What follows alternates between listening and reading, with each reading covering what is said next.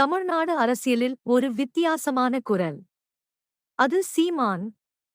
இலவசங்கள் வேண்டாம், உரிமைகள் வேண்டும். இதுதான் அவரின் முக்கிய கருத்து. பணம், பொருள் கொடுத்து மக்களை அடிமையாக்கும் அரசியலை அவர் கடுமையாக எதிர்க்கிறார். அதற்கு பதிலாக தரமான கல்வி, இலவச மருத்துவம், தூய குடிநீர், இவையே மக்கள் பெற வேண்டிய அடிப்படை உரிமைகள் என்று அவர் வலியுறுத்துகிறார். தமிழர் அடையாளம், தமிழர் பெருமை, இது சீமான் அரசியலின் இதயம்.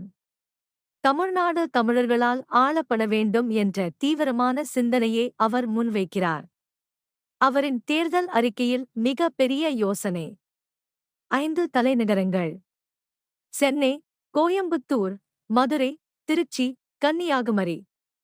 முழு மாநிலத்துக்கும் சம வளர்ச்சி கிடைக்க வேண்டும் என்பதே இந்த திட்டத்தின் நோக்கம். விவசாயம் முதல் சுற்றுச்சூழல் வரை, பெண்களுக்கு சம உரிமை முதல் இளைஞர்களுக்கு வேலை வாய்ப்பு வரை. அவரின் தேர்தல் அறிக்கை முழுவதும் மாற்றத்தை நோக்கி செல்கிறது.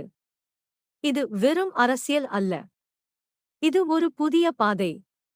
தமிழ்நாட்டின் எதிர்காலத்தை மாற்றுமா? அதை தீர்மானிப்பது மக்கள்தான்.